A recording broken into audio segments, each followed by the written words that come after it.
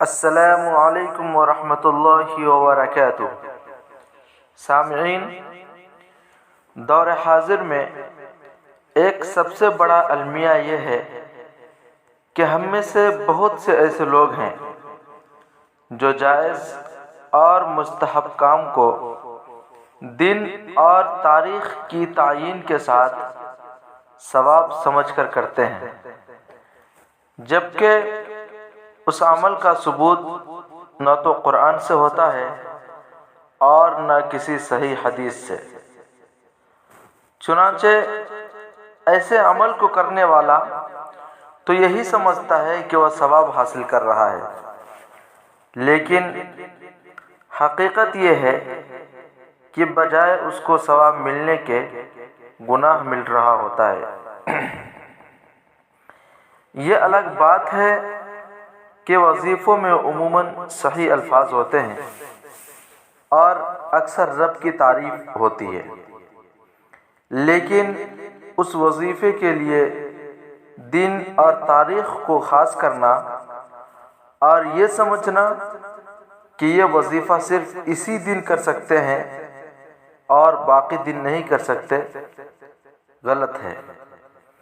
اس لیے ہمیں ان سب چیزوں میں بہت احتیاط سے کام لینا چاہیے۔ چنانچہ من گھڑت وظیفوں میں سے ایک وظیفہ رجب کی پہلی رات کا ہے۔ وظیفہ آپ اسکرین پر بھی دیکھ سکتے ہیں۔ اس وظیفے میں لکھا ہے کہ رجب کی پہلی رات کے مخصوص اعمال: نماز عشاء کے بعد 2 رکعت نماز پڑھے۔ پہلی رکعت میں سورہ حمد کے بعد یعنی الحمدللہ رب العالمین مکمل پڑھنے کے بعد 1 مرتبہ الم نشرح اور 3 مرتبہ سورہ توحید۔ دوسری رکعت میں سورہ حمد، سورہ الم نشرح، قل هو اللہ اور سورہ فلق اور سورہ ناس پڑھے۔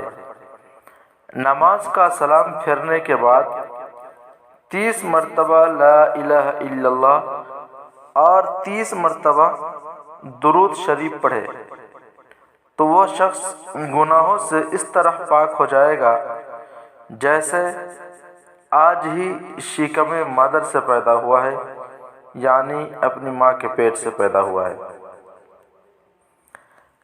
سامعین، یہ تمام باتیں من گھڑت ہیں، اس لیے ہمیں ایسے وظیفوں سے احتیاط کرنی چاہیے۔